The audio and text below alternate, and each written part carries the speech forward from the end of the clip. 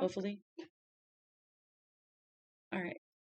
I am Lee Rain, and this is the Reader's Note. Tonight we are going to start Tommyknockers. Tommyknockers by Stephen King. Okay? This is the book I have. And it says on the inside cover, late last night and the night before, Tommyknockers knocking at the door. I want to go out, don't know if I can, 'cause I'm so afraid of the Tommyknocker man. It begins with nothing more frightening than a nursery rhyme. Yet in Stephen King's hand it becomes an unforgettable parable of dread, a threat from an unimaginable darkness that drags the practical inhabitants of a New England village into a hell worse than their own most horrible nightmares and yours. It begins with a writer named Bobbi Anderson, looking for firewood in the forest that stretches behind her house. Bobbi stumbles over 3 inches of metal, which unusually heavy spring runoff has left sticking out of the soil.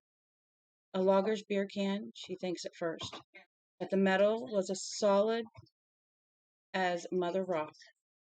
It begins with Bobbi's discovery of the ship in the earth, a ship buried for millions of years, but still vibrating faintly, still humming with some sort of life, faint, weak, but still better left alone. Yeah, Bobbi then begins to dig, tentatively at first. Huh? Okay. Then compulsively, and is joined by her old friend and one-time lover, Jim Gardner. Aided by a weirdly advanced technology, their excavation proceeds apace. And as they uncover more and more of the artifacts, both familiar and so unbelievable, it is almost beyond comprehension. The inhabitants of Haven start to change. There is a new hot water heater in Bobbi's basement, a hot water heater that apparently runs on flashlight batteries. The vengeful housewife who learns of her husband's affair from a picture of Jesus on top of her TV, a picture that begins to talk. Not to mention the 10-year-old magician who makes his little brother disappear, for real. The townspeople of Haven are being welded into one organic, homicidal, and fearsomely brilliant entity, in fatal thrall to the Tommyknockers.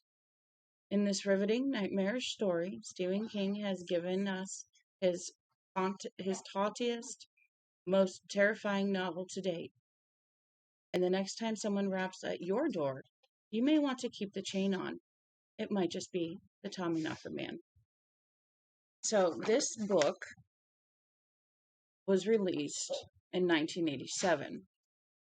Now, I've heard that some people did not like it, and some people did. So, we're going to read it and see what we think of it, shall we? Oh, thank you for following. Yes, we finished it last night. For Tabitha King promises to keep. Doggy, good gracious.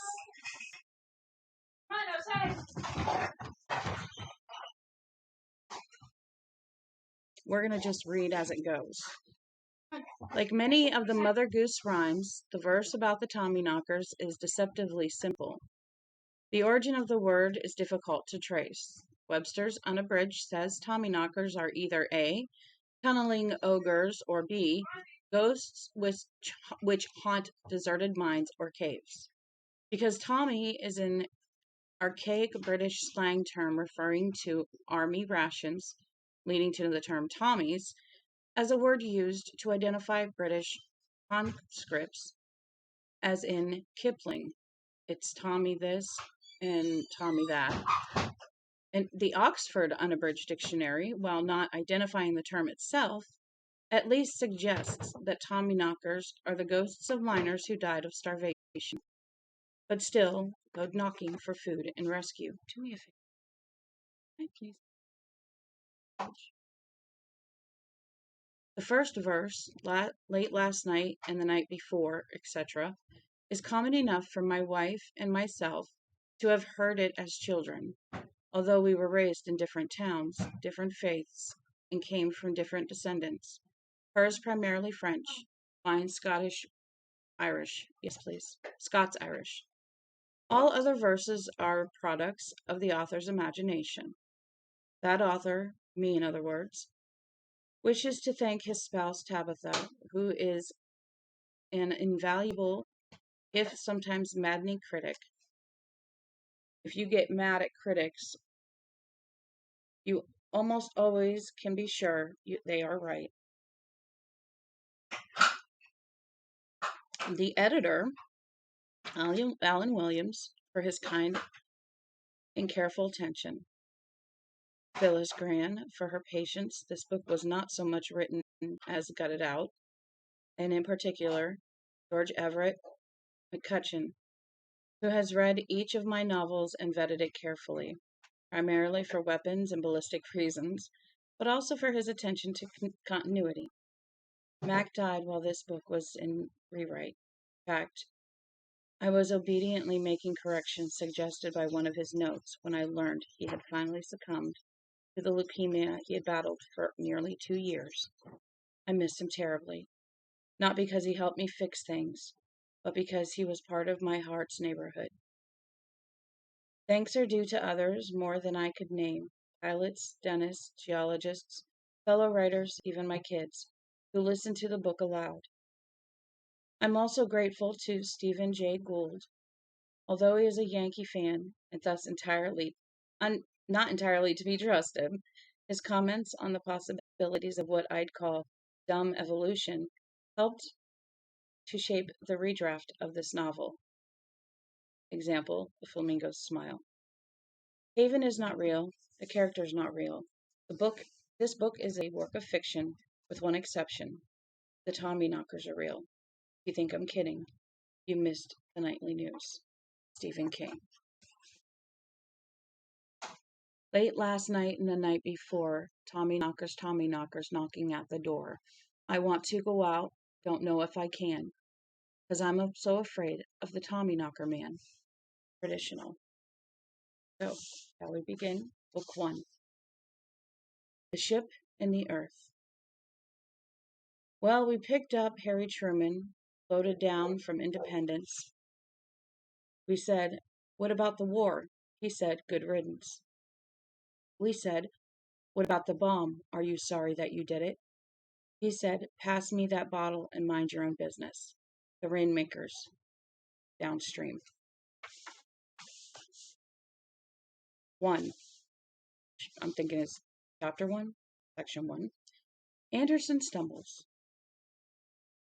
So this is chapter 1, part 1, or section 1, chapter 1. So 1.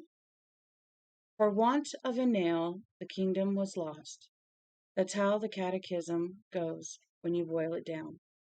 In the end, you can boil everything down to something similar, or so Roberta Anderson thought much later on. It's either an accident or all fate.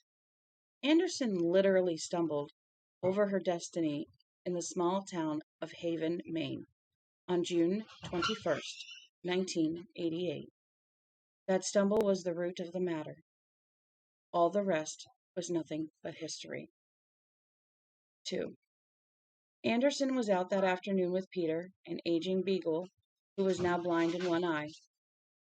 Peter had been given to her by Jim Gardner in 1976. That makes him about 12. Anderson had left college the year before. I do apologize. The dogs have decided that they're going to play.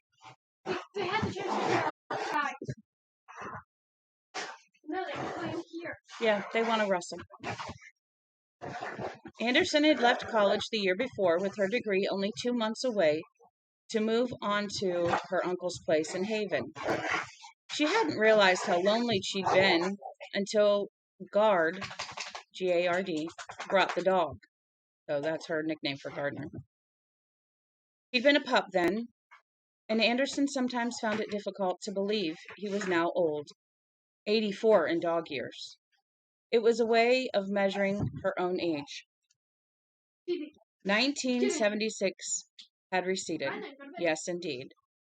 When you were 25, you could still indulge in the luxury of believing that, in your case, at least, growing up was a clerical error, which would eventually be recertified. Go ahead and feed him. Be rectified, excuse me. When you woke up one day, okay, and discovered your dog was 84 and you yourself were 37, that was a view that had to be re-examined. Yes, indeed. Anderson was looking for a place to cut some wood. She's a cord and a half laid by. She'd a cord and a half laid by. She had, but wanted at least another 3 to take her through the winter. She had cut a lot since those early days when Peter had been a pup sharpening his teeth on an old slipper and wetting too often on the dining room rug. But the place was still not short. The property, still after 13 years, mostly referred to by the townspeople as the old Garrick place, had only 180 feet on Route 9. But the rock walls marking the north and south boundaries marched off at diverging angles. Another rock wall, this one so old it had degenerated into isolated rock, middens furred with moss, marked the property's rear boundary about 3 miles into the unruly forest of first and second growth trees. The total acreage of this pie-shaped wedge was huge. Beyond the wall, at the western edge of Bobbi Anderson's land, were miles of wilderness owned by a New England paper company, Burning Woods on the map. Huh? Oh, I thought you said where. In truth, Anderson didn't really need to hunt a place to do her cutting. I'm going to add a 2 there because it says place do her cutting. The land her mother's brother had left her was valuable because most of the trees on it were good, hardwood, relatively untouched by the gypsy moth infestation. But this day was lovely and warm after a rainy spring. The garden was in the ground, where most of it would rot thanks to the rains, and it wasn't yet time to start the new book.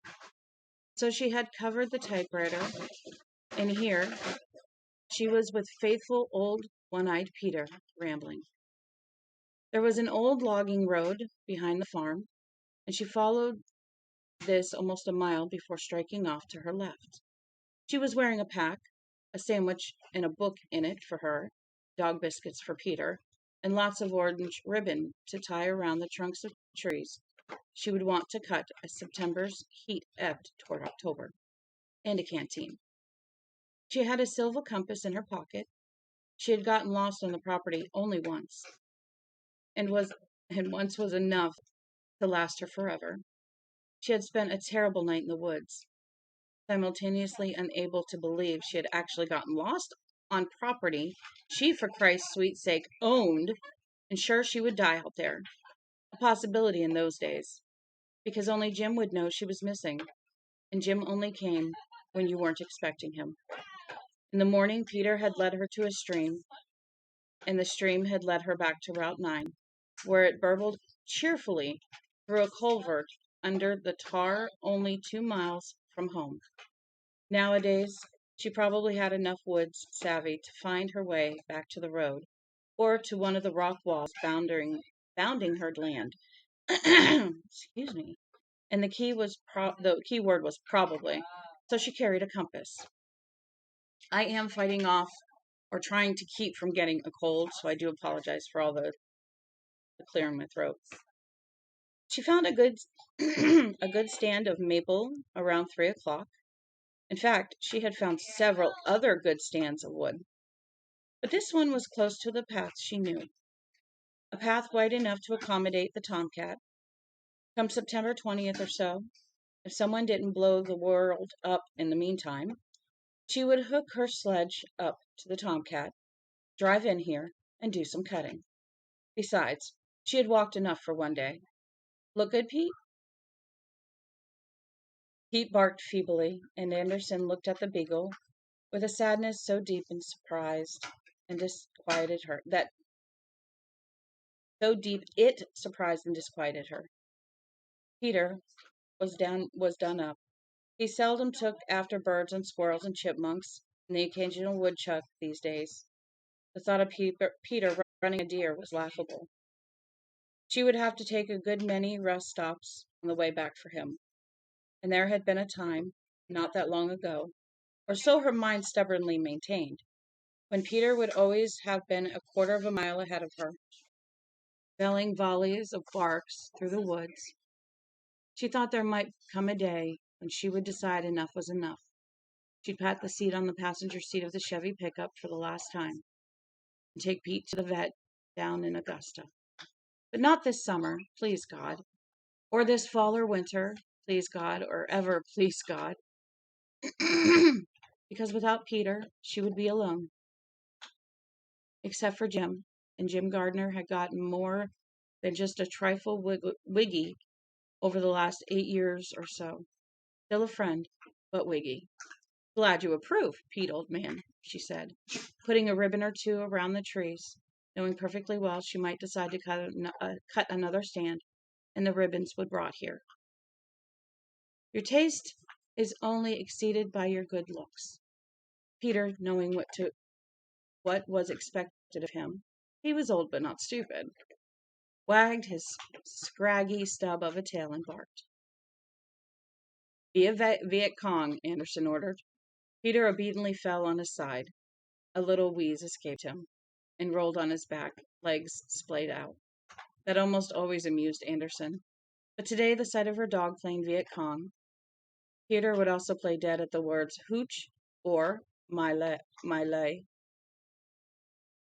M-Y, and then capital L-A-I, so my lay, and too close to what she had been thinking about. Up, Pete. Pete got up slowly, panting below his white muzzle. Let's go back. She tossed him a dog biscuit. Peter snapped at it and missed. He sniffed for it, missed it, then came back to it. He ate it slowly, without much relish. Right, Anderson said. Move out. 3. For want of a shoe, the kingdom was lost. For the choice of the path, the ship was found. Anderson had been down here before in the 13 years that the Garrick place hadn't become the Anderson place. She recognized the slope of land, a deadfall left by pulpers who had probably all died before the Korean War, a great pine with a split top. She had walked this land before and would have no trouble finding her way back to the path she would use with the tomcat. She might have passed the spot where she stumbled once or twice, or half a dozen times before, perhaps by yards, or feet, or bare inches. This time she followed Pete as the dog moved slightly to the left, and with the path in sight, one of her elderly hiking boots fetched up against something. Fetched up hard. Hey, she yelled, but it was too late. In spite of her pinwheeling arms, she fell to the ground. The branch of a low bush scratched her cheek hard enough to bring blood. Shit, she cried, and a jaybird scolded her. Peter returned, first sniffing, then licking his nose. Christ, don't do that. Your breath stinks. Licking her nose. Peter wagged his tail. Anderson sat up. She rubbed her left cheek and saw blood on her palm and fingers. She grunted. Nice going, she said, and looked to see what she had tripped over. Fallen piece of tree, most likely, or a rock poking out of the ground. Lots of rocks in Maine. What she saw was a gleam of metal. She touched it, running her finger along it, then blowing off black forest dirt. What's this? She asked Peter. Peter approached, sniffed at it, and did a particular thing. The beagle backed off 2 dog paces, sat down, and uttered a single low howl. Who got on your case? Anderson asked. But Peter only sat there. Anderson hooked herself closer, still sitting down, sliding on the seat of her jeans. She examined the metal in the ground. Roughly 3 inches stuck out of the mulchy earth, just enough to trip over. There was a slight rise here. Perhaps the runoff from the heavy spring rains had freed it. Anderson's first thought was that the skidders, who had logged this land in the 20s and 30s, must have buried a branch of their leavings here. The cast-off swill of a 3-day cutting, which in those days had been called a logger's weekend, tin can, she thought, B&M beans or Campbell's soup. She wiggled it the way she'd wiggle a tin can out of the earth. Then it occurred to her that no one except a toddler would be apt to trip over the leading edge of a can. The metal in the earth didn't wiggle. It was as solid as mother rock. A piece of old logging equipment, maybe. Intrigued, Anderson examined it more closely, not seeing that Peter had gotten to his feet, backed away another 4 paces, and sat down again. The metal was a dull gray, not the bright color of tin or iron at all, and it was thicker than a can, maybe a 1/4 inch at its top. Anderson placed the pad of her right index finger on its edge and felt a momentary odd tingling, like a vibration. She took her finger away and looked at it quizzically, put it back. Nothing, no buzz. Now she pinched it between her thumb and forefinger and tried to draw it from the earth, like a loose tooth from a gum. It didn't come. She was gripping the protrusion in the rough center. It sank back into the earth, or that was the impression she had then.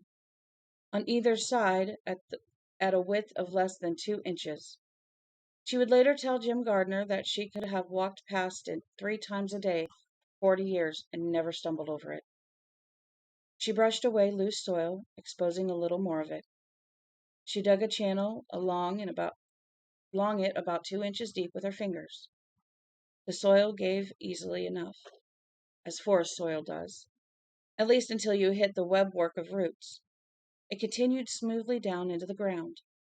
Anderson got up on her knees, and dug down along either edge. She tried to wiggle it again. Still, no go. She scraped away more soil with her fingers and quickly exposed more. Now she saw 6 inches of gray metal, now 9, now a foot. It's a car or truck or a skidder, she thought suddenly, buried out here in the middle of nowhere. Or maybe a Hooverville kind of stove. But why here? No answer that she could think of, no reason at all. She found things in the woods from time to time, shell casings, beer cans, the oldest not with pop tops, but with triangle-shaped holes made by what they had called a turnkey back in those dim, dead days of the 1960s. Candy wrappers, other stuff.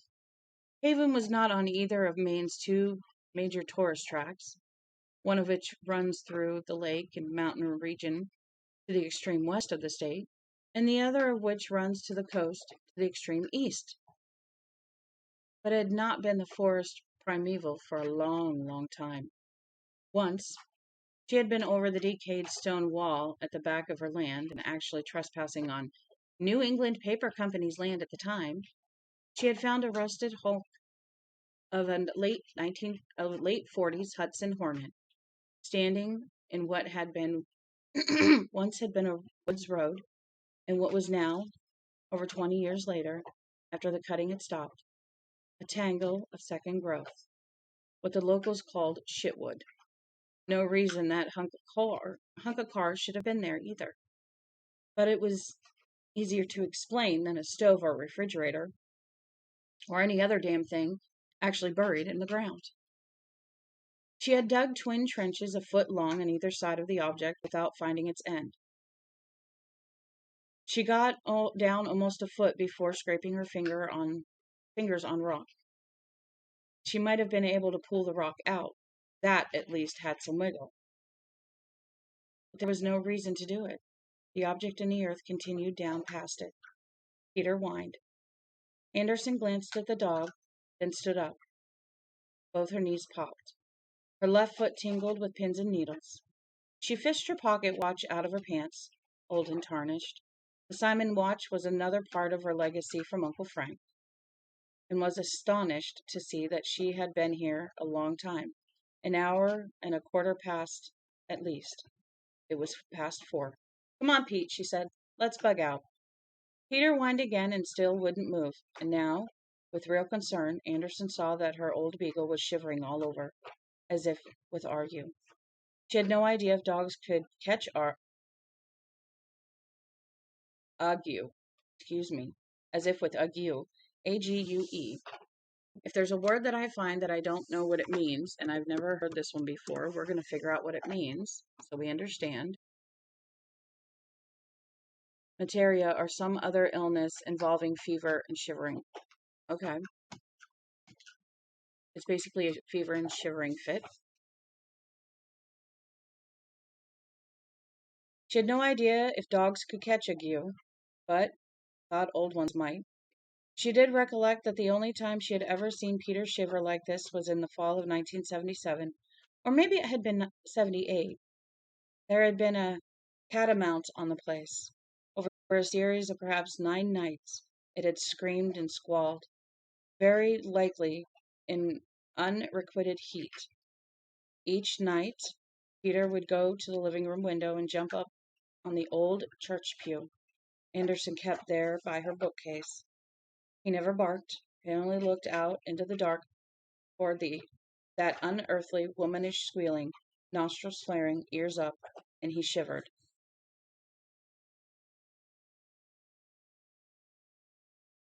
Catamount? Is that an animal?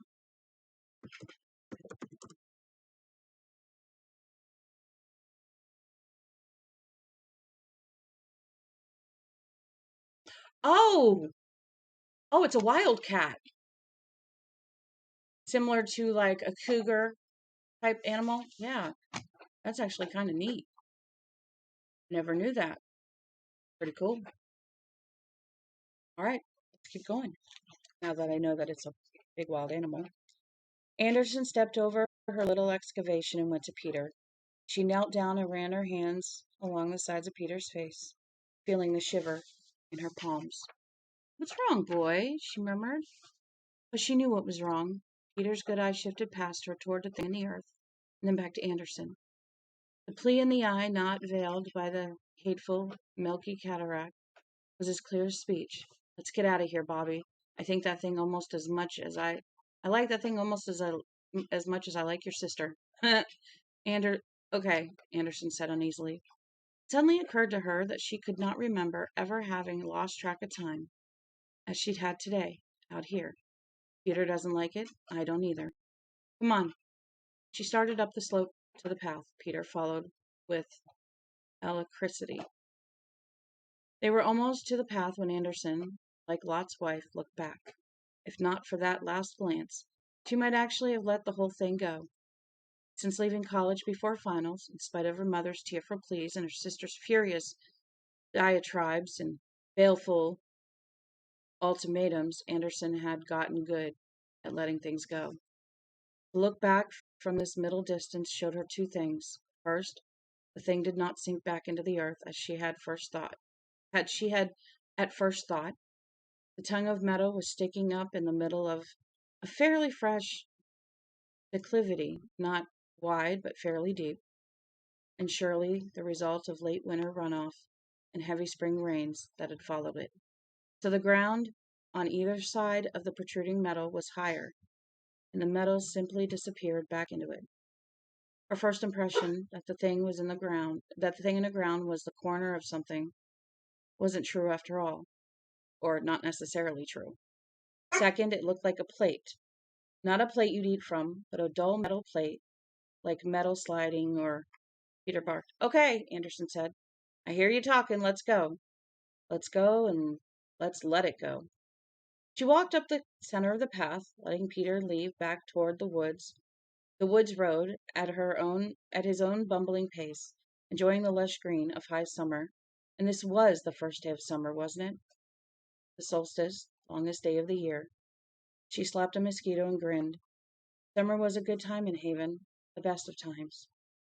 And if Haven wasn't the best of places, parked as it was well above Augusta, in that central part of the state, more tourists passed by, it was still a good place to come to rest.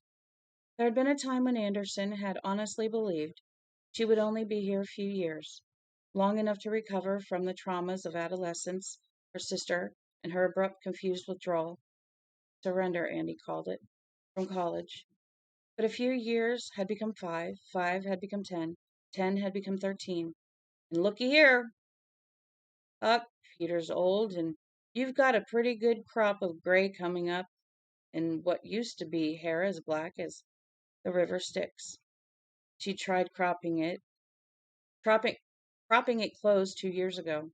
Almost a punk do, had been horrified to find it made the gray even more noticeable, and had let it grow ever since. She now thought she might spend the rest of her life in Haven, with the sole exception of the duty trip she took to visit her publisher in New York every year or two. The town got you. The place got you. The land got you.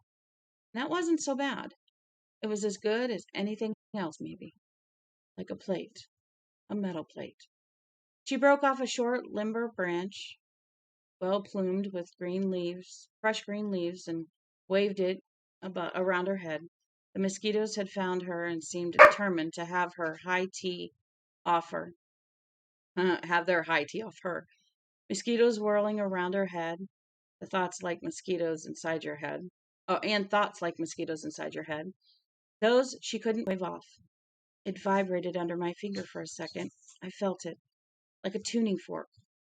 But when touched it, it stopped. Is it possible for something to vibrate in the earth like that? Surely not. Maybe. Maybe it had been a psychic vibration. She did not absolutely disbelieve in such things. Maybe her mind had sensed something about that buried object and had told her about it in the only way it could, by giving her a tactile impression, one of vibration. Peter had certainly sensed something about it. The old beagle hadn't wanted to go near it. Forget it. She did. For a little while. For that night, a high, mild wind arose, and Anderson went out on her front porch to smoke and listen to the wind, walk and talk. At one time, even a year earlier, when do you work again? Tomorrow? In the morning? Aww. All right. At one time, even a year earlier, Peter would have come out with her, but now he remained in the parlor, curled up on his small hooked rug by the stove, nose to tail. Yes, my mouth gets dry a little bit, so I always keep a drink by me. And I didn't even finish all my mocha. But I love mochas. Tim Hortons.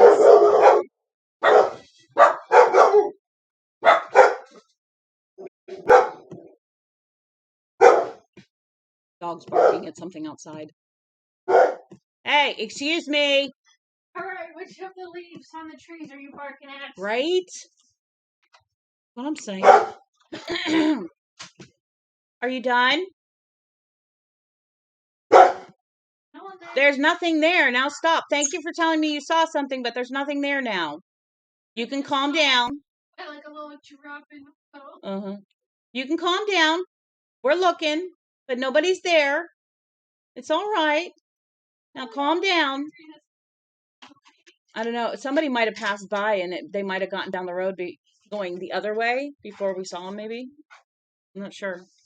Okay. I'm fine. You want to pet their heads and tell them thank you for letting me know? We're trying something new. What we'd like to do is, or what I'd like to do is get the dogs to calm down once they bark. Once they bark, after letting us know there's something outside, there's something going by, there's somebody at the door, letting them know, thank you, I appreciate it. Now you can back up and let me check it out. And they're starting to calm, so we're hoping it starts to work. At least that's what I've read. Sometimes that works. She just barked because I stepped to give attention. Right? And by the way, for anybody wondering about the plastic behind me, I want to extend it this way a little bit so that it covers the chair and comes around. And then I want to make it black, and it's going to be my backdrop. And right now, what it does is as people come down the stairs, it hides them here so they don't have to be on cam. And then once they get to here, they can turn the other way and not have to be on camera. It's out of respect because I don't make them be on cam. My oldest son is the only one so far that has chosen to be on cam willfully, so it's starting to work. We're going to put some either material or just paint it black, not sure. But I like it. That's the stuff that's on my window to keep it warm in here. And it's working because now I'm starting to roast. But if I take my sweater off, then I get cold. Yes, every now and then I go on a rant while I'm sitting here. I do apologize. Let's get back to what we're reading. Let's see. He's curled up, nose to tail. Anderson found her mind replaying that last look back at the plate sticking out of the earth, and she later came to believe that there was a moment, perhaps when she flicked the cigarette into the gravel drive, when she decided she would have to dig it up and see what it was, although she didn't consciously recognize the decision then. Her mind worried restlessly at what it might be, and this time she allowed it to run. She had learned that if her mind insisted on returning to a topic, no matter how she tried to divert it, it was best to let it return. Only obsessives worried about obsession. Part of some building, her mind hazard, a prefab, but not built coin-set huts. But no one built coin-set huts out in the woods. All right. Oh, there we go. We'll let it go a little bit more and then it should shut off. There we go. My page wanted to go. No one built coin-set huts out in the woods. Why drag all that metal out there? Metal in? Why drag all that metal in when 3 men could have thrown up a cutter's lean-to with saws, axes, and a 2-handed buck saw in 6 hours? Not a car either. Or the protruding metal would have been flaked with rust. An engine block seemed slightly more likely, but why? And now, with the dark drawing down, that memory of vibration returned with inarguable certainty. It must have been a psychic vibration. If she had felt it at all, Suddenly a cold and terrible certainty rose in her. Someone was buried there. Maybe she had uncovered the leading edge of a car or an old refrigerator or even some sort of steel trunk. But whatever it had been in its above-ground life, it was now a coffin. Murder victim? Who else would be buried in such a way? Such a box? Guys who happened to wander into the woods during hunting season and got lost out there and died there didn't carry along metal caskets to pop themselves into when they died. And even given such an idiotic idea, who would shovel the dirt back in? Cut me a break, folks, as we used to say back in the glorious days of our youth. The vibration. It had been the call of human bones. Come on, Bobbi. Don't be so fucking stupid. A shudder worked through her nevertheless. The idea had a certain weird pervasiveness, like a Victorian ghost story that had no business working as the world hurtled down Microchip Alley toward the unknown wonders and horrors of the 21st century. Somehow, produced the goose flesh just the same. She could hear Annie laughing and saying, "You're getting as funny in your head as Uncle Frank, Bobbi. And it's just what you deserve, living out there alone with your smelly dog. Sure, cabin fever, the hermit complex. Call the doctor, call the nurse. Bobbi's bad and getting worse." All the same, they're mad because they're in the office so they don't jump on me. All the same, she suddenly wanted to talk to Jim Gardner. Needed to talk to him. All right, fine, let him out. She went in to call his place up the road in Unity. She had dialed 4 numbers when she remembered he was off doing readings. Those in the poetry workshops were the way he supported himself. For, huh? It's the stuff what?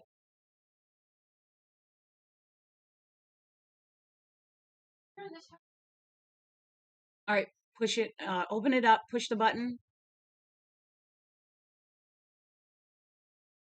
All right, just close it and then push it and make it start again. Is it not turning on? Did it stop? It's not turning on now? So it went halfway and then stopped. What the heck?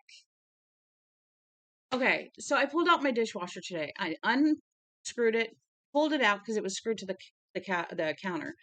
Pulled it out, got all the cords straightened, pulled them out underneath the sink so that, they weren't getting jarbled. And it started up, and I threw a pot in to clean the entire thing because it had been sitting like a week without any use.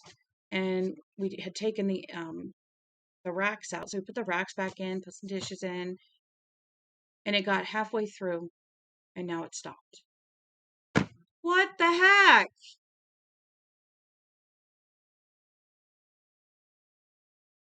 I'm going to give up on it. I have no idea what the issue is. None. Was it that plug again? I'm beginning to wonder if we need a new plug. I'm going to have to look up how much it is to have someone come in and look at it. All right, I'll let you out. So, yeah, like I said, I have 3 kids living at home with me. They're all adults, but they're still my kids. And when they need me, I talk to them. And sometimes you'll find me like, just let me finish reading first. Just let me finish reading first. That would be my youngest son. I do that to because he would talk my ear off. So, our house is hectic, but I love to read. And this is like, if you haven't been here that long to know, this for me is like a reading club. We all get together, we know what we're reading because I'll try to tell you ahead of time what we're reading. Or I'll make it a surprise and then, everybody can see if they have it or they can listen to it or whatever the case is. But we get together and we read and we are intrigued by what is going on in the book and we can't wait to read the next one and that kind of stuff. And I'm going to remind you guys all week on each reading. I am taking Friday our Friday 7 session and taking it off, so I won't be here Friday night, Saturday, or Sunday night. Like all weekend. From Friday night to Sunday night, I will be gone. I am going to have my grandbabies and I'm going to spend the weekend with them because I've only seen them a couple times in the past few months since they've moved away, and we get to spend the entire weekend with them, and I cannot wait. So I'm hoping to color and play and, watch movies and cuddle and just enjoy them because they're in school, so we don't see them during the week. And we only see them once every few months because she's working and we're doing our thing. And, between everything, it's a busy time and it's not easy to drive an hour to go see somebody. So, especially with the kids. So, when I get the chance to have them, I'm going to take them for the weekend and enjoy them.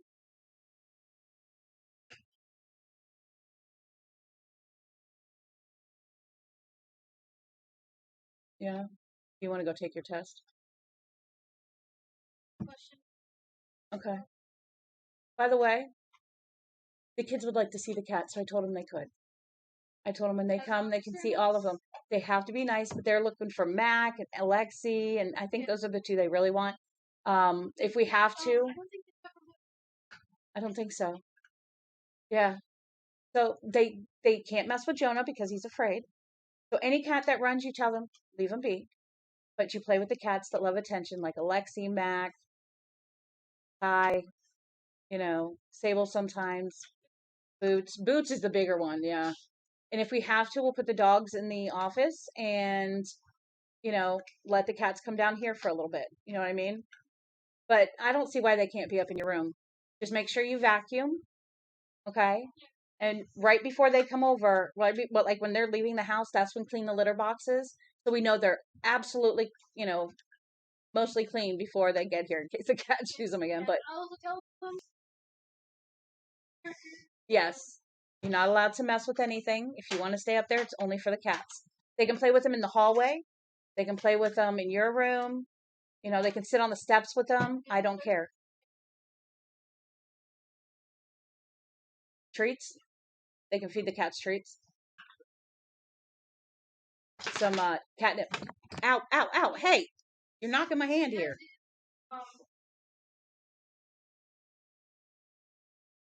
Oh, nice. You can always go looking for those cat toys so you can boing, boing, boing the springs or throw the little. We have a mouse down here in the dining room. It's out there it's in there on the floor. Phoebe likes to put them in her mouth and walk around with them. Huh, Phoebe? Don't you? Don't you? Hi, baby. Oh, you want to say hi? Well, come here. Say hi, everybody. Say hi, everybody. This is Phoebe. She's a year and a half old, and she's my pain in the butt. So, are you going to let me read? No? Okay, I got to pet you. All right. Well, I'm going to read and pet you then. Okay? Because I want to go back to pet. I want to go back to reading.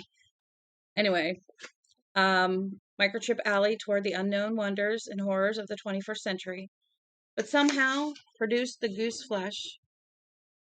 We just did that one. We did the bad, Bobby's bad and getting worse. All right. And then we talked about she needed to talk to Jim Gardner. She went in to call his place up the road in Unity, but she had dialed the 4 numbers and remembered he was off doing readings. Okay.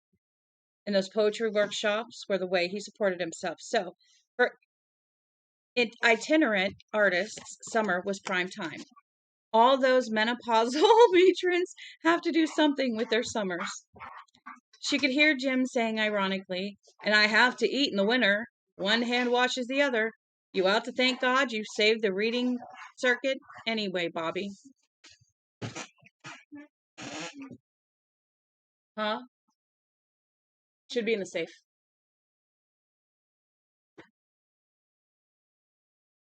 Let's see. You ought to thank God you're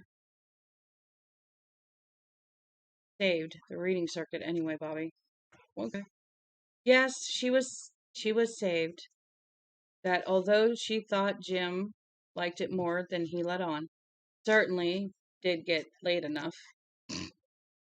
Okay, I'm gonna put in some theme disclaimers and all that.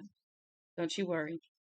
Anderson put the phone back in the cradle and looked at the bookstore to the left of the stove. The bookcase. Oh my God, she has a bookstore in her house.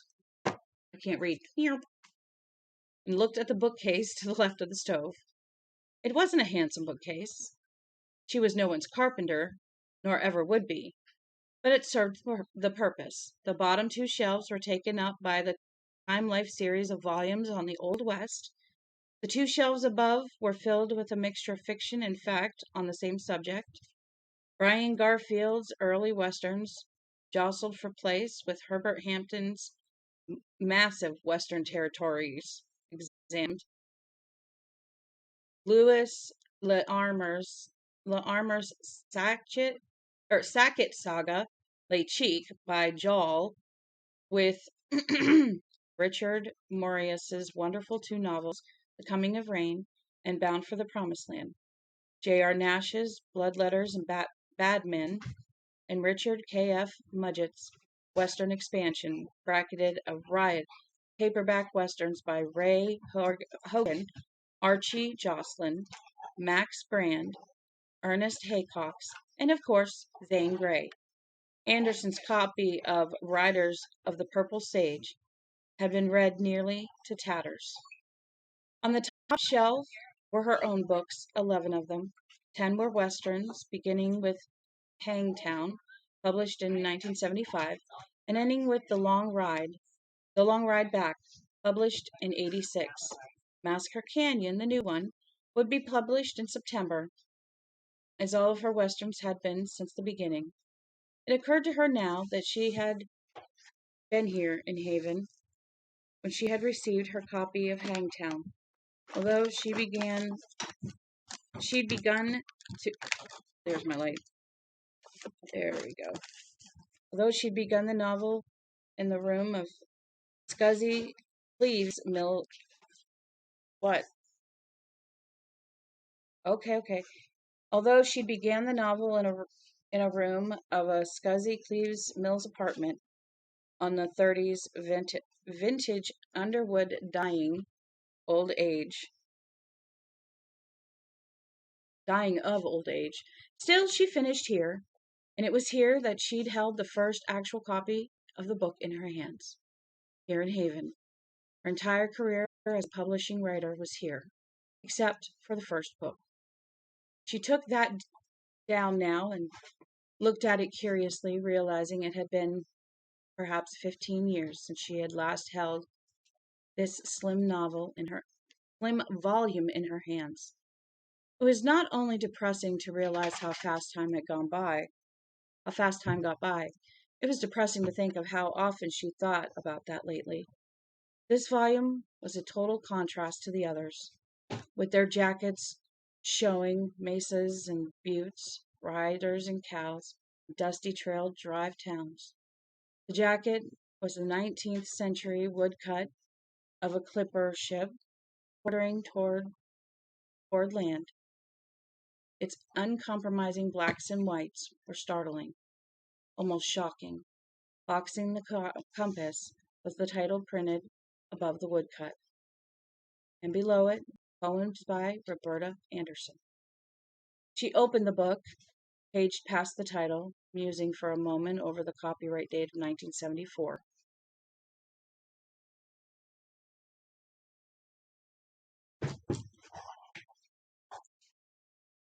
Then pausing at the dedication page. It was as stark as the woodcut. This book is for James Gardner, the man who had been trying to call, the second of only 3 men she had ever had sex with, and the only one who had ever been able to bring her to orgasm. Yep, we're definitely going to have disclaimers of sexual situations. Not that she attached any special importance to that, nor much anyway, or not much anyway. So she thought, or thought she thought, or something. And it didn't matter anyway. These days were also old days.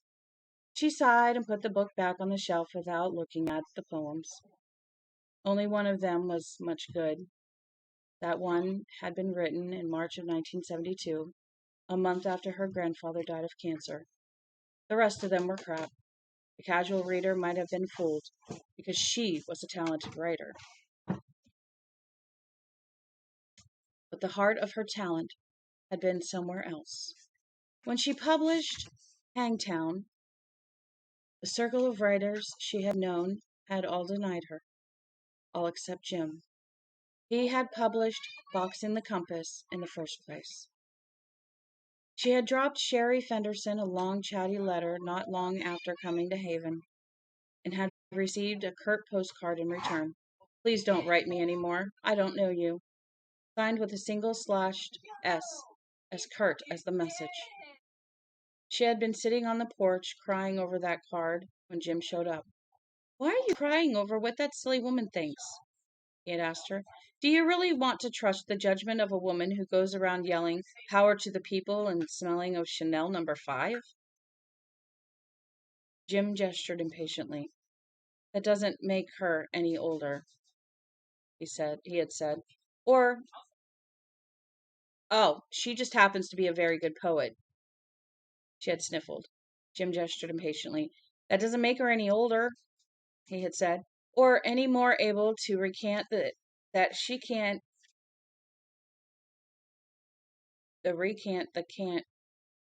she's been taught. Oh, able to recant the cant she's been taught and then taught herself. Get your mind right, Bobbi. If you want to go on doing what you like, get your fucking mind right and stop that fucking crying. That fucking crying makes me sick. That fucking crying makes me want to puke. You're not weak. I know weak when I'm with it. Why do you want to be something you're not? Your sister? Is that why? She's not here, and she's not you. And you don't have to let her in if you don't want to. Don't whine to me about your sister anymore. Grow up. Stop bitching. She looked at him. She remembered now, amazed. There's a big difference between good at what you do and being smart about what you know, he said. Give Sherry some time to grow up. Give yourself some time to grow up. And stop being your own jury. It's boring. I don't want to listen to you snivel. Sniveling is for jerks. Quit being a jerk. She had felt herself hating him, loving him, wanting all of him and none of him. Did he say he knew weak when he was with it? Boy, he ought to.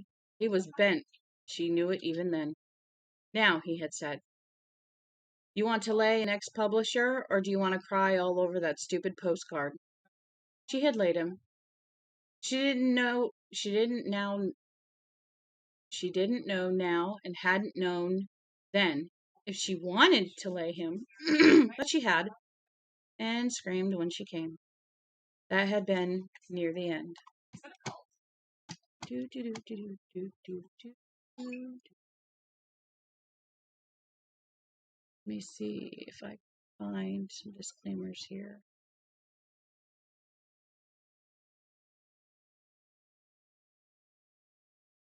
Oh, well, the disclaimers are already there. Okay, we'll leave it. That had been near the end. She'd remembered that too. How it had been near the end. She had gotten married not long after, and it would have been near the end anyway. He was weak, and he was bent. Doesn't matter anyway, she thought, and gave herself the old good advice. Let it go. Advice easier given than followed. It was a long time before Anderson got over into sleep that night. Old ghosts had stirred when she moved her book of undergraduate poems. Or perhaps it was that high, mild wind hooting the eaves and whistling the trees. She had almost made it when Peter woke her up. Peter was howling in his sleep. Anderson got up in a hurry, scared. Peter had made a lot of noises in his sleep before that, not to mention some unbelievably noxious dog farts, but he had never howled. It was like waking to the sound of a child screaming in the grip of a nightmare. Our Roddy, we've heard her howling for probably the last year, off and on she howls, and we have no idea why. She'll be sleeping, and she'll howl, and we'll just speak up and say, everything's okay, you're safe, things like that, and then she stops, and it's only once. And it's just oh, and then she goes back to, it's like she howls and goes back to sleep. We are not real sure. So yeah, dog howls are quite scary. She went into the living room, naked except for her socks, and knelt by Peter, who was still on the rug by the stove. Pete, she muttered. Hey, Pete, cool it. She stroked the dog. Peter was shivering and jerked away when Anderson touched him, baring the eroded remains of his teeth. Then his eyes opened, the bad one and the good one, and he seemed to come back to himself. He whined weakly and thumped his tail against the floor. You all right? Anderson asked. They say not to wake up a sleeping dog if they have nightmares. I don't know. Peter licked her hand. Then lie down again. Stop whining. It's boring. Stop fucking off. Peter lay down and closed his eyes. Anderson knelt, looking at him, troubled. He's dreaming of that thing. Her rational mind rejected that, but the night insisted on its own imperative was true. She knew it. She went to bed at last, and sleep came some time after 2 in the morning. She had a peculiar dream. In it she was groping in the dark, not trying to find something, but to get away from something. She was in the woods. Branches whipped off her face and poked her arms. Sometimes she stumbled over roots and fallen trees.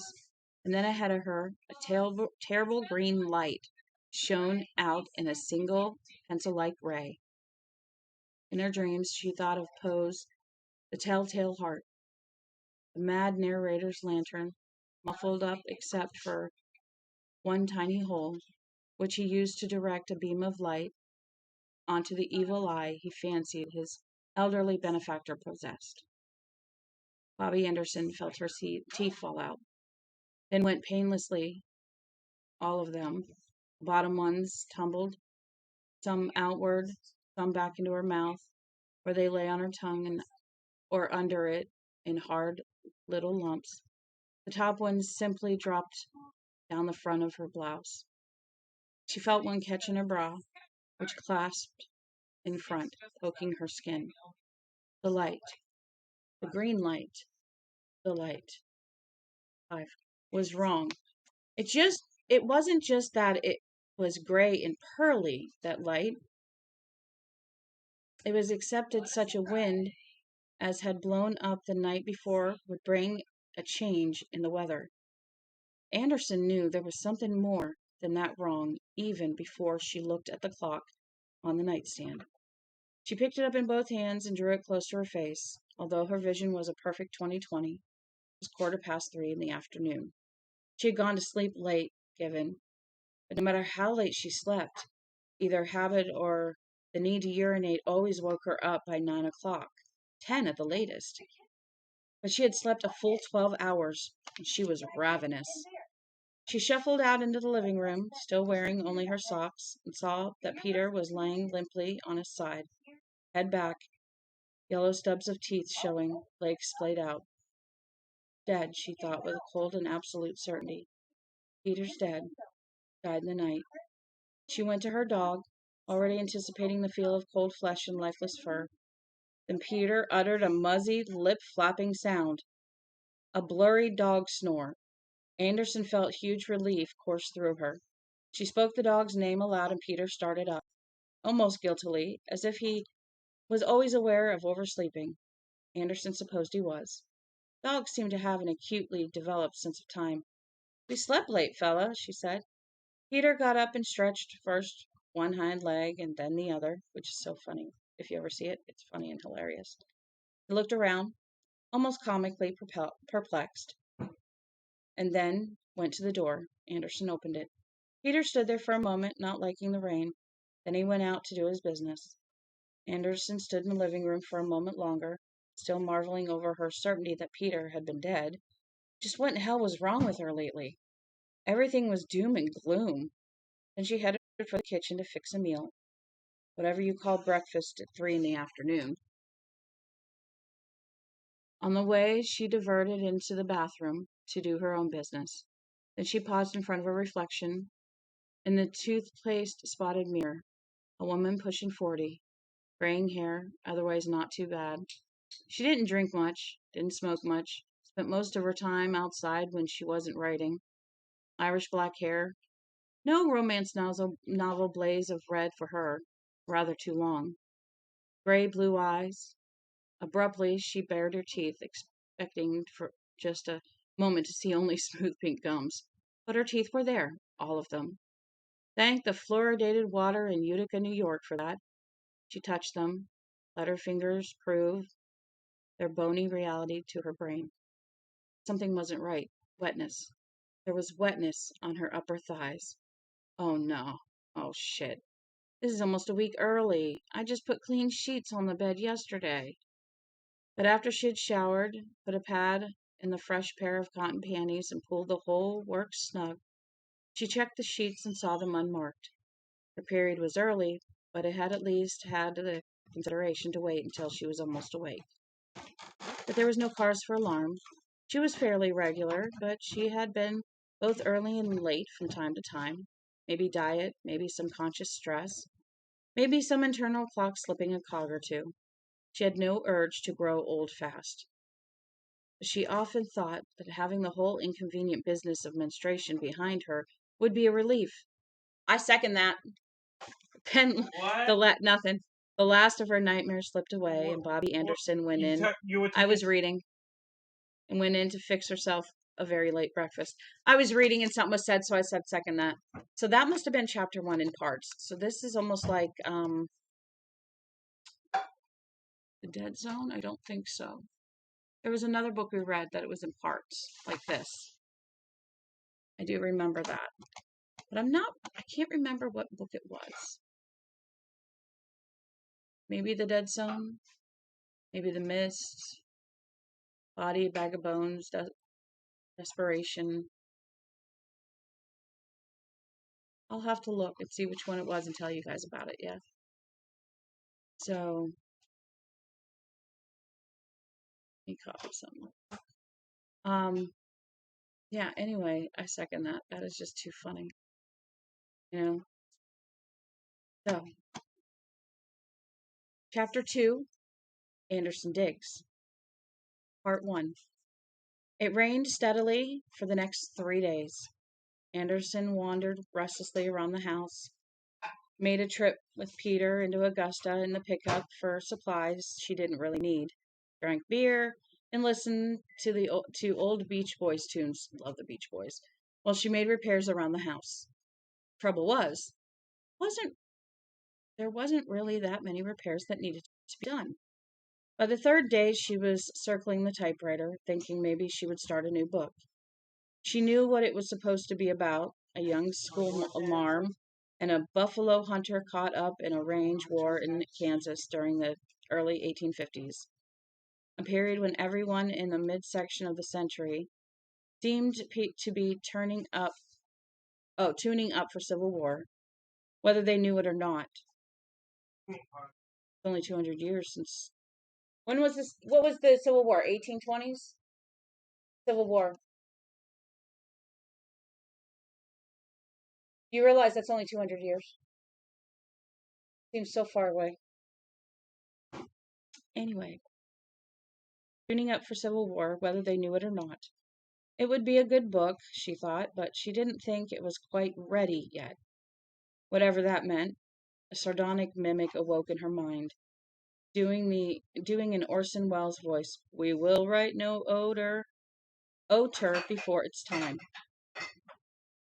Still, her restlessness dug at her, and the signs were all there. An impatience with books, with the music, with herself, a tendency to drift off.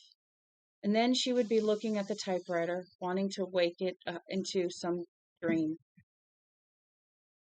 Peter also seemed restless, scratching at the door to go out and then scratching at it to come back in 5 minutes later, wandering around the place, lying down, then getting up again.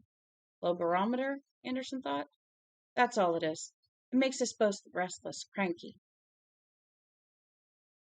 In her damp period, usually she flowed heavy and then just stopped, like turning off a faucet. This time, she just went on leaking. Bad washer, ha. She thought with no humor at all. She found herself sitting in front of the typewriter, just after dark on the second rainy day. A blank sheet rolled into the carriage. She started to type, and what came out was a bunch of X's and O's like a kid's tic-tac-toe game.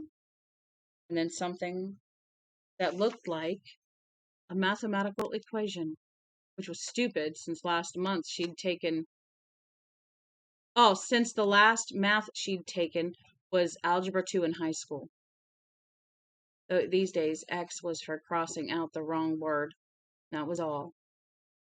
She pulled the blank sheet out and tossed it away. After lunch on the third rainy day, she called the English department at the university. Jim no longer taught there, not for 8 years, but he still had friends on the faculty and kept in touch. Muriel in the office usually knew where he was.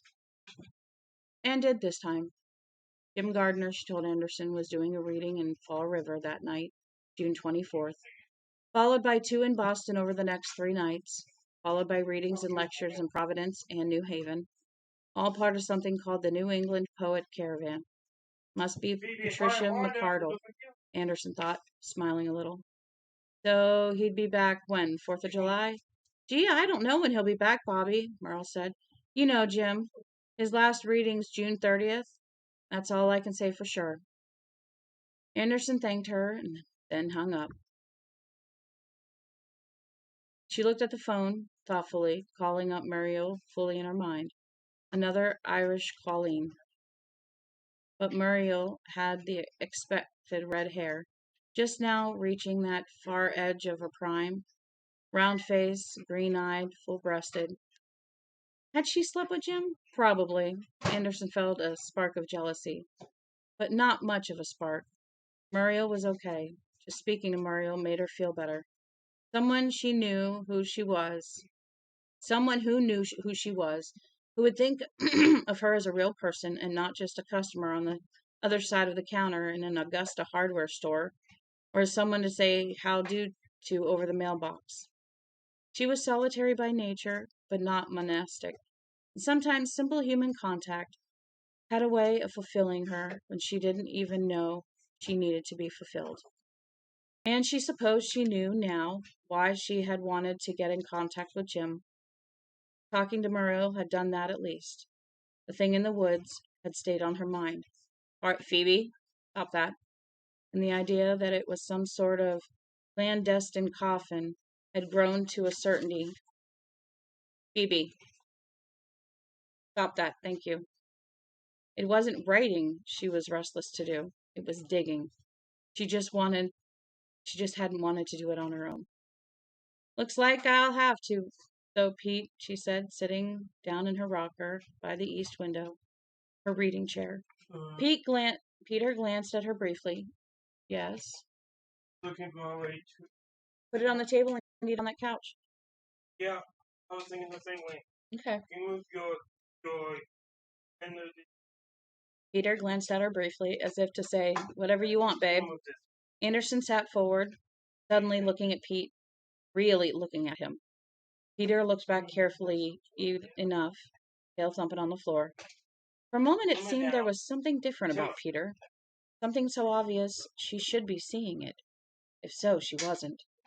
She settled back, opening her book, a master's thesis from the University of Nebraska. The most exciting thing about it, the title, Range War and Civil War. She remembered thinking a couple of nights ago, as her sister Anne would think, "You're getting as funny in the head as Uncle Frank, Bobby." Well, maybe. Shortly she was deep into the thesis, making an occasional note on the legal page she kept near.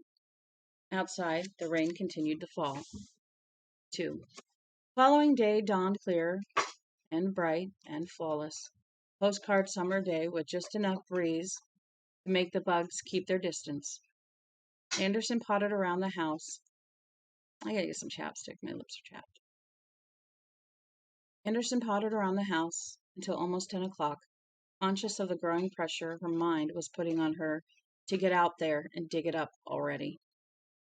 She could feel herself consciously pushing back against the urge. Orson Welles again. We will dig up nobody before it's... Oh, shut up, Orson. Her days of simply following the urge of the moment, a lifestyle that had once been catechized by the bald motto, "If it feels good, do it," were over. It had never worked well for her, that philosophy. In fact, almost every bad thing that had happened to her had its roots in some impulsive action. She attached no moral stigma to people who did live their lives according to impulse. Maybe her intuitions just hadn't been that good. She ate a big breakfast, added a scrambled egg to Pete's gravy train. Peter ate with more appetite than usual, and Anderson put it down to the end of the rainy spell, and then did the washing up. If her dribbles would just stop, everything would be fine. Forget it. We will stop no period before it's time. Right, Orson? You're fucking A. Bobbi went outside, clapped with old straw cowboy hat on her head, and spent the next hour in the garden. Things out there were looking better than they had any right to, given the rain. The peas were coming on and the cord...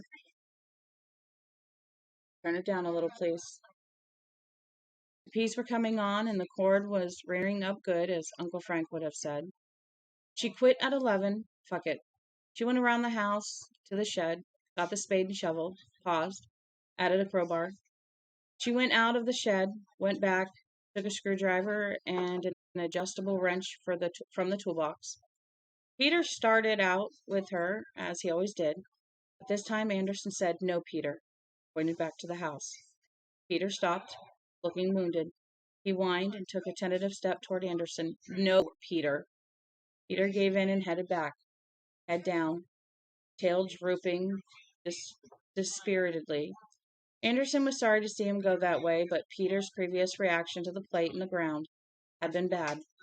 She stood a moment longer on the path, which would lead her to the woods road, spade in one hand, shovel and crowbar in the other, watching as Peter mounted the back steps, nosed open the back door, and went into the house. But nobody's going to shut it. She thought something was different about him, is different about him. What is it? She didn't know. But for a moment, almost subliminally, her dream flickered back to her, that arrow of poisonous green gas, and her teeth all falling painlessly out of her gums.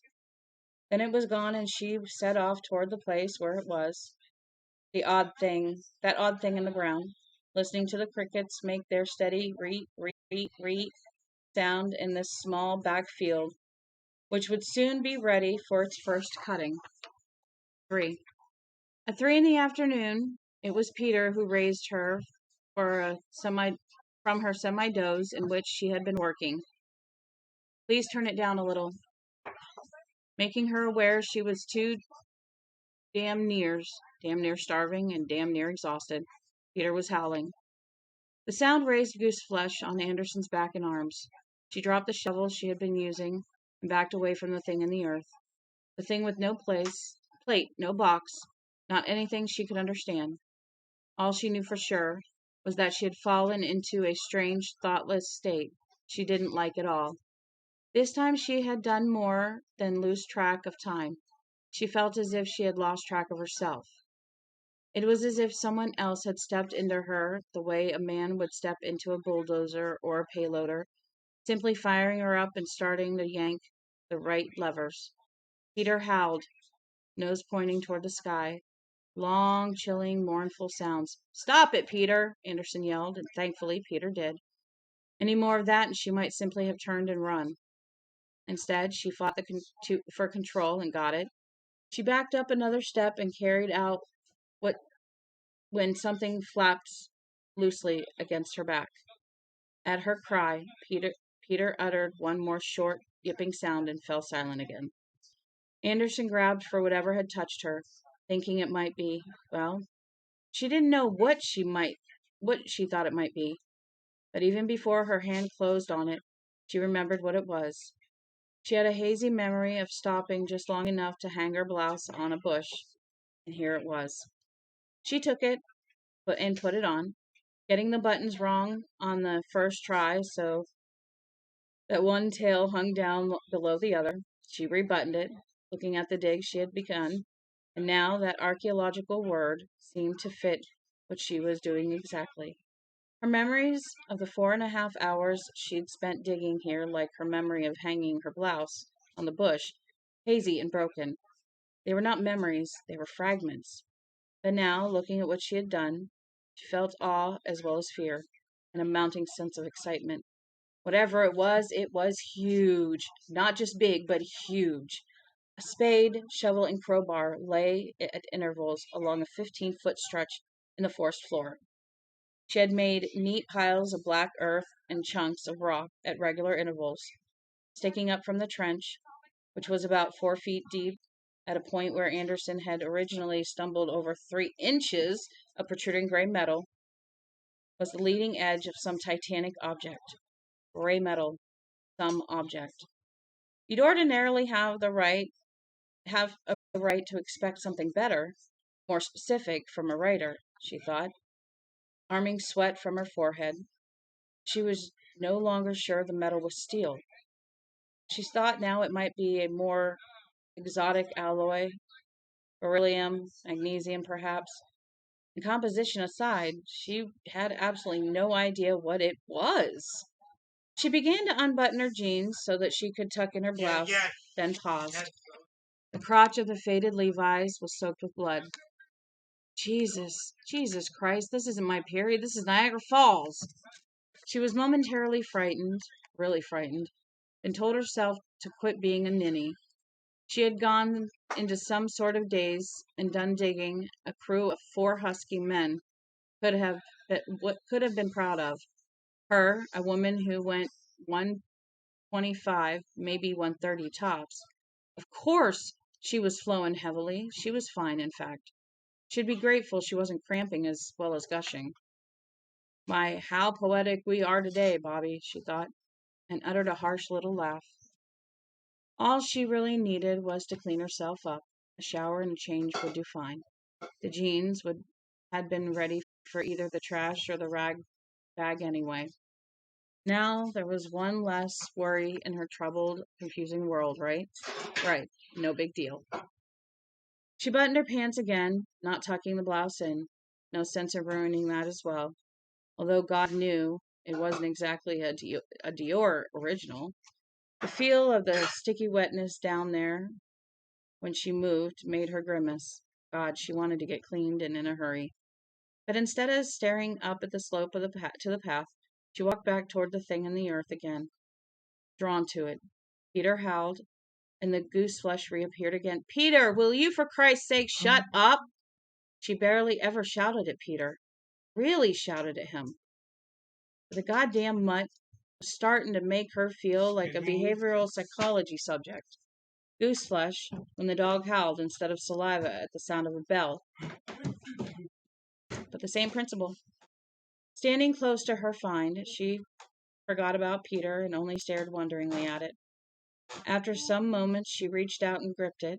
Again, she felt the curious sense of vibration. It sank into her hand and then disappeared. This time she thought of touching the hole beneath, which very heavy machinery is hard at work. The metal itself was so smooth that it had an almost greasy texture. She expected some of it to come off on her hands. She made a fist and rapped her knuckles on it. It made a dull sound, like a fist rapping on the thick chunk of mahogany. She stood a moment longer, then took the screwdriver from her back pocket, held it indecisively for a moment, and then, feeling oddly guilty, feeling like a vandal, she drew the blade down the exposed metal. It wouldn't scratch. Her eyes suggested two further things. But either or both could have been an optical illusion. The first was that the metal seemed to grow slightly thicker as it went from its edge to the point where it disappeared into the earth. The second was that the edge was slightly curved. These two things, if true, suggested the idea that was once exciting, ludicrous, frightening, impossible, possessed of a certain mad logic.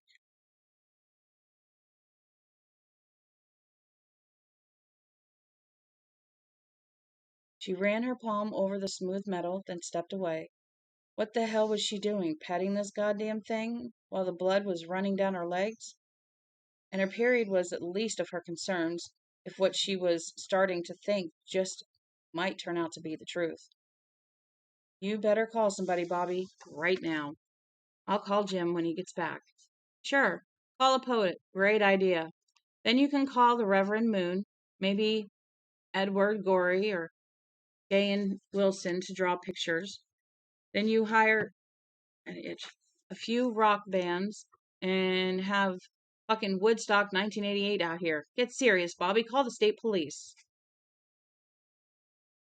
No, I want to talk to Jim first. Want him to see it. Want to talk to him about it. Meantime, I'll dig around it some more. Could be dangerous. Yes, but not only could be, probably was. Hiccups. Hadn't she felt that? Hadn't Peter felt it? There was something else, too. Coming down the slope from the path this morning, she had found a dead woodchuck. Had almost stepped on it. Although the smell, when she bent over the animal, told her it had been dead 2 days at least. There had been no buzz of flies to warn her.